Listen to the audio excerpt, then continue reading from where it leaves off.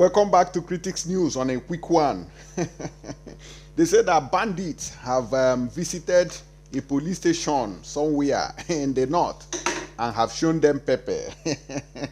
Look at what we have here. It says bandits attack police station in Zamfara. Kill one officer, seize AK-47 rifles, not just one, which means that the policemen fled and left their AK-47 rifles. Now the bandits carted them away. And here, the one I told you before, they say that our Nigerian people, they say U.A.E officials told us Africans are spoiling their country. They hate and want us out. Deported Nigerian immigrants, others. Okay, so this is what we are facing. And this video is a video where the police are maltreating innocent citizens, innocent Igbos, innocent Biafrans, traveling on their own. But look at what bandits did to them. They will never talk about it. They will never go there to fight and show the bandit who they are. But when it comes to ordinary citizens, you see them showing that they use guns. But that gun will later get to everybody, so you know that it's not only you that knows how to, maltreat people. Now, going straight, where do we start now? Okay, where do we start? Okay, let's start with the U.A.E officials. Now, they say U.A.E officials told us that Africans are spoiling their country. They hate us and they want us out of their country. Kabirat Olokunde, a Nigerian migrant worker, planned to spend her birthday with friends in the city of Abu Dhabi. Instead, she turned 28, okay, in a frigid prison cell. One of about 700 Africans imprisoned by Emirati authorities without charge. About 700. This one now is United Arab Emirates. Why am I reading this news? Is because all of us wants to get away from Nigeria, but you might be getting into hell. Something worse. Okay. In unparalleled mass arrest, the workers were jailed with no legal justification. On the night of June 24 to 25th, they later started being deported, said Lampact International for Human Rights Policies and Euro-Mediterranean Human Rights Monitor. I celebrated my birthday in chains with no mattress, Olokunde told Thomson Reuters Foundation by phone from the Lagos, Nigeria, where she was deported on August 3rd. I still have the trauma in me, added the single mother who had been working as a bus attendant and caretaker at an international school in Abu Dhabi, United Arab Emirates. But you will see our people patronizing these evil countries. You see them patronizing them. They do not like you as a black man, as a Nigerian, because you do not have a country that can come out and speak for you. They do not have you at heart. She was deported without access to her belongings and is now jobless and unable to support her son, siblings, and parents. They deported her without anything, no single bag. In fact, the cloth that she was wearing is the only thing that she had on back to Nigeria. Nothing to support her. Which country does that?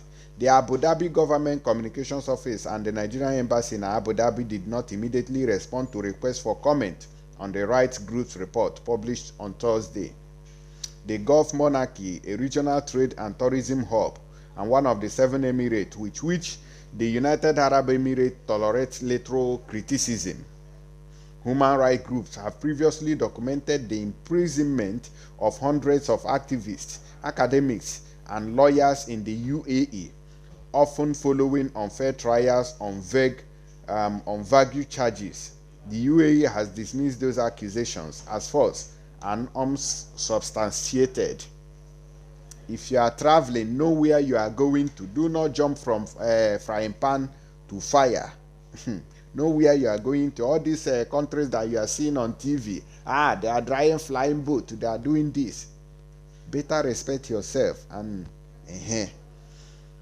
Now, they say the UAE home to nearly 10 million people, more than 80% of whom are expatriates who send remittances home to their families, according to the United Nations. Workers from developing countries often live in shared residences in Abu Dhabi with separate wings for different nationalities, like Lajim, where Olakunde was arrested. African and Asian workers have highlighted stigmatization and racism in the past, but the two rights groups said the June raid was a marked escalation. The scale of this racially motivated deportation is completely unprecedented, said Michela Puyeze, a migration researcher at Euromed Monitor. I just wanted to create awareness. The news continues on and on and on and on and on, and a lot of things that are being done to immigrants, to Nigerians especially. Now, let me give you the most important part of this story. They said Olokunde said she was arrested in short nika and bra, okay, and was not allowed to dress before being transported to the jail. So she went to jail with, let's say, short nika and bra. That's all, Brazil. Nigeria, no. Will the Nigerian embassy do anything about it? Never. It doesn't concern them. It is a normal way of life. Two workers who spoke to the Thomson Reuters Foundation say they slept on the floor in large group cells, but we are not given masks to protest themselves against the COVID-19. So a lot of our people are dying like fowls. Okay? A lot of our people are dying like fowls. In fact, Africans, black people are dying like fowls in all these countries, and nobody cares about them. Now, she said, anyways, in conclusion, she says she came back with nothing, and she's starting from zero. So you can go to all these countries, maybe you work for some time, and after that your paper once your paper expires in these countries, you are a goner. Nothing is going to save you. You are a goner. Nobody is coming to, take care of you. They will deport you with nothing. They won't allow you to carry your luggages. I just had to cut the story in a short manner so you can get the message, and that's what I wanted to tell you. Now, moving away from there, let me play you this video. Okay, look at this. Oga, stop it! See police. Oga, stop it! See police maltreatment. You see, he spotted the phone and he's dragging the Nigerian police. I will break.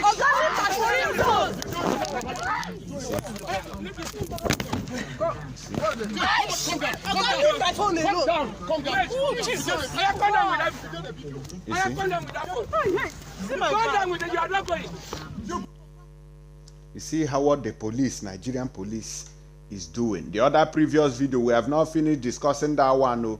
We have not finished discussing that the previous video where the police was being, dragged, where the police assaulted two women.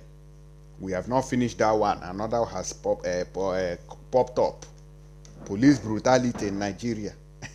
When we tell you people that Nigeria is not for you, let us join hands and say no to one Nigeria, to one failed Nigeria. Some of you will stay in Lagos, or you stay in one safe place and say, one Nigeria is one. The evil befalling people on daily basis, those killings, why do you think that they will not visit you? In one way or the other, you will receive it because you are the reason. You are an evil person. The reason why people are suffering, dying.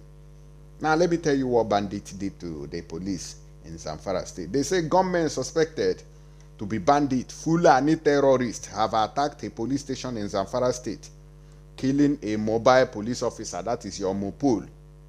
The gunmen also killed a local vigilante leader and two others in Nahuche and Gidan Jambula communities of the Bungudu local government area of the state. 4 persons were also whisked away by the bandits during the invasion. The incident happened in the early hours of Friday when the bandits in large numbers armed with deadly weapons invaded the police station in Nahuche and its surrounding villages. They reportedly spent over an hour exchanging gunfire with the police and local vigilantes. They were said to have taken away some AK-47 rifles belonging to the policemen. Deadly attacks have reached across Zamfara state, where bandits have thrived. Now, some parts of Zamfara state is now owned by the bandit. Farming and herding communities in the state have long been terrorized by gangs who raid villages, stealing cattle and kidnapping residents for ransom. Dozens of farmers have been killed as hundreds of hectares of farmlands remain uncultivated. That is, they are trying to bring famine, hunger into the land so that people can, submit to their will, to Islamization of Nigeria. Most of the slain victims were trapped on their farmlands and got killed. In 2019, the state government had a peace agreement with the bandits, with the gunmen, with the machineries, with the terrorists. About 15 brand new Hilux vehicles and cash gifts were also given to the leaders of different repentant gangs of bandits by the governor in 2020.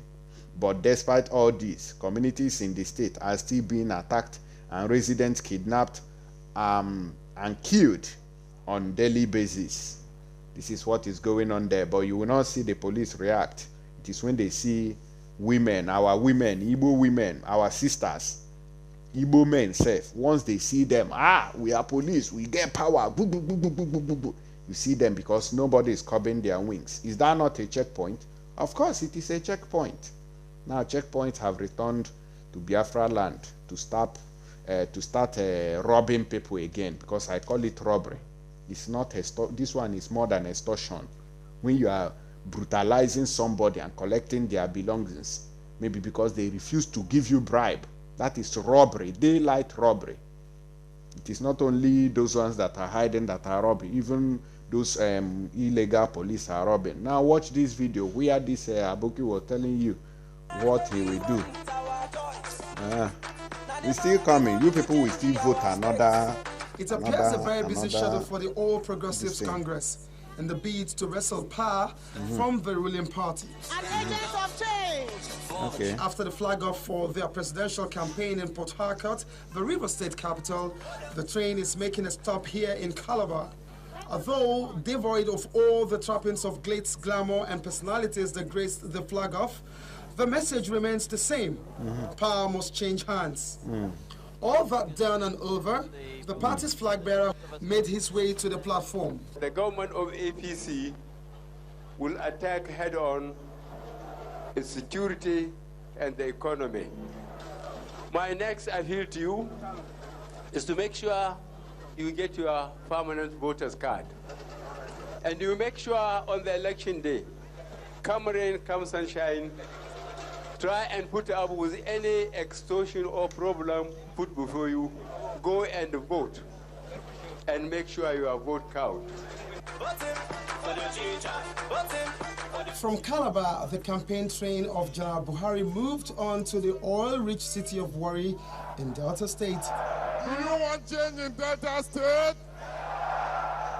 We want to thank you, we want to appreciate you, and we ask you to stand firm as soldiers of change. In Edo State, we did it. And I know in Delta State, you will do it even better. Here, the presidential flag bearer promised that his administration will apply the party's manifesto to the polity if elected at the 2015 polls. We intend to secure this country as soon as we can and efficiently manage it. We do not like the unemployment, the suffering, the low standard of education, the lack of health care, the destruction of the infrastructure. APC government will look for competent, committed Nigerians to lead ministries and parastatals so that we can make rapid development. Other highlights of the event was the presentation of flag to the governorship candidate of Delta State, Olorogun Ortega. Who you go vote for? Who you go vote for?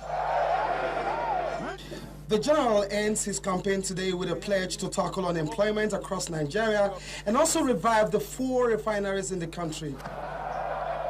Olu Phillips, Channels Television News. Okay, you see, who now go vote for APC to to make the refineries to start working? Are the refineries working now? Since 2015 to 2021, are the refineries working? The answer is no. Are you employed now? But even if this fake Buhari, even if this Buhari now, this one, the original one now is no more. We are using the fake version. Even if this fake one now comes out, this 2023, if Nigeria remains one till then, you people, you still see crowd like this gather to say, yay, yay. No be juju be all these things. When are we going to learn? When are we going to have sense? You went to United Arab Emirates. Look at how they are treating you people like animals. You went to Libya. They are using you like goats. Even goats have more respect than humans in Libya. Who are these people maltreated? Nigerians. Get even that one that is suffering in Libya. When he gets back home, he will run to APC to vote to them. And you think your suffering will stop? Weigh yourself very well and know why you are suffering so much, whether you are supporting evil or not. Those ones that have made money, they say, Nigeria is one, and you are living in a safe place. Go to North and live there, or Jos, and tell us Nigeria is one.